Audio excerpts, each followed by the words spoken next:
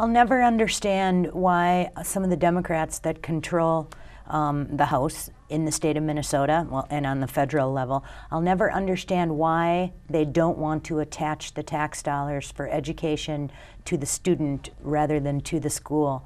But that is an uphill battle, and we would have to see some major turnover in the House to get anything like vouchers or tax credits or anything like that through. What I'd like to see too, let me know what you think about this, is the homeschoolers. What can we do to help the homeschoolers? As the education system deteriorates, there's more people homeschooling. A tax credit is one option, but there are several others. Tax credits, tax breaks for people who decide to keep their kids out of the public education system. It really doesn't make any sense to make people pay for something that they're not utilizing. And I think that goes against what this country was founded upon. And I think that as much as we do have an uphill battle, I think that there are some changes taking place throughout the country. I think there was a battle in Los Angeles County for school vouchers and things like that, parents did stand up and they did win, and they're going to create more reforms like that. And I think that's a sign of hope, I think, when you can see it in a state like California, and especially an area like Los Angeles, for something like that to come about. That's huge. Yeah. That's huge. And I think all across the United States, you're seeing people saying, we've had enough. Yeah. We want to take the control back. And taking control back in education would be a huge victory for restoring power to the people. Absolutely. Yep. Absolutely. Are you familiar with the QComp, Governor Pawlenty's QComp? I call it Welfare for Teachers. And that's the program that he put into place that, increases teachers' pay. And the union gets to pick the criteria for who gets to have the increased pay, and in some school districts it's how do you decorate your room. I have never been a big fan of QComp, but I know the Obama administration is looking at implementing it nationwide. Well, I think that's definitely a horrendous idea.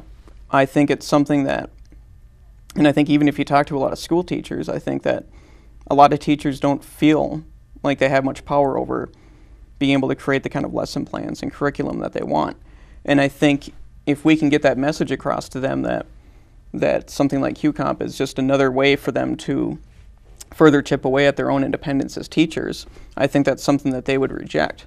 Now, you do have the power and the weight of the union to battle against, but I think that's a battle that we can win. And I think when we really try to emphasize to people the idea of them having their own choice in how they conduct themselves on the job and what they do with their own lives, I think that's something that can win. I do too, definitely. One of the other big battles that's happening in the state of Minnesota, and we should mention that the education portion of the budget, when you throw in higher ed, is almost 50% of the state budget. Oh, it's ridiculous. It's we spend more money, or just as much, I should say, just as much, if not more, between state, local, and federal funding per pupil than you would if you just sent that kid to a private school.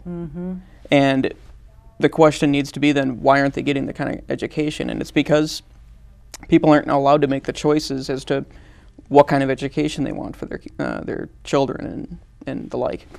Kind of getting back to what you said about the Obama administration wanting to implement that QComp on a federal scale.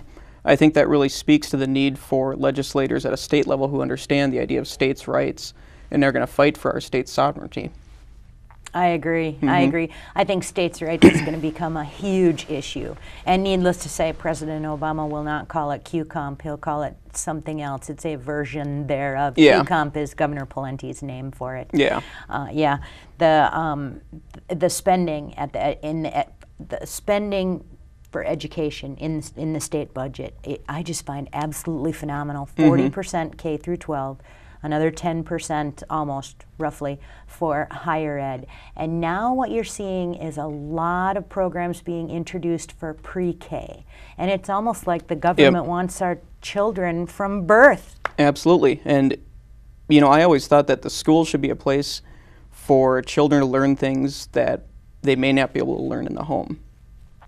You know, as much as parents can teach them the ABCs and the 1, 2, 3s and the sky is blue, the grass is green, so on and so forth, you can expect all parents to be able to teach their students algebra and English and things like that. But right now we have students spending more time learning about kind of socially acceptable topics like people's diseases, so on and so forth, but not about the real fundamentals that they need to. Reading, writing, and arithmetic. Yeah. Instead, we're learning about recycling and exactly, yeah. sex education and yeah, things that the parents should really be teaching the children and that they should have control over. Exactly, exactly. The pre-K programs worry me. The other thing that you're seeing in the K through 12 programs is school districts are tending to pick between International Baccalaureate or an honors advanced placement type of program, which the school district that my kids go to uses the advanced placement. If I remember right, Richfield is an International Baccalaureate program, which is the One World Government program, and it makes me cringe every time I see another school district that's gone towards that One World Government.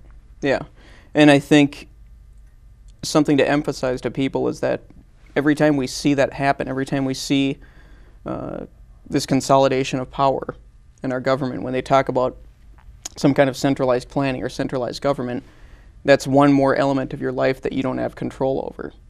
And some people may be for that. Some people may say, you know, I think that's a really good idea. I want my children to have that. But who are you to say that another parent can't have control over their own children? Who are you to say that that another child who isn't even yours should be educated that way?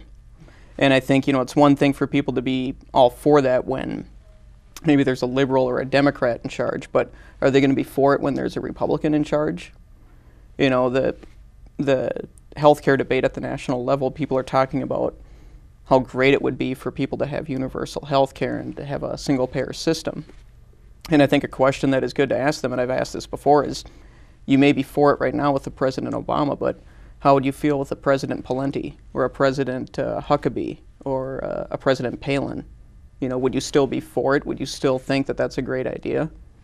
No. And no, absolutely not. And quite frankly, I don't want... Under any of them. Absolutely, you're right. I don't think, you know, I think as conservatives, as people who love and understand the importance of liberty, I think it's important to explain to people on the other side of the aisle that it's not that we don't want liberals in charge. We don't want Democrats in charge. We don't want any politicians in charge of our lives. We want to be in charge, and we want other people to be in charge. It's not a Republican or a Democrat thing. It's about the people being in charge and being in control of their own lives. And I think that's the greatest point. I love that point.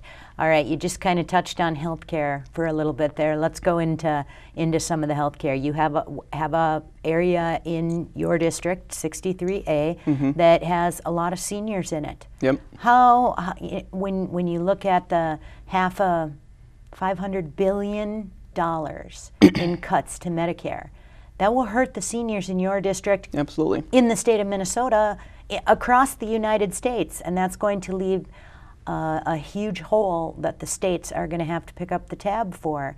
And the states or even the individuals. And I think when you look at the kind of spending that they're doing at a federal level and the printing of money that they're doing, we're going to see inflation rates rise to the point where they may exceed what they were in the late 70s and early 80s.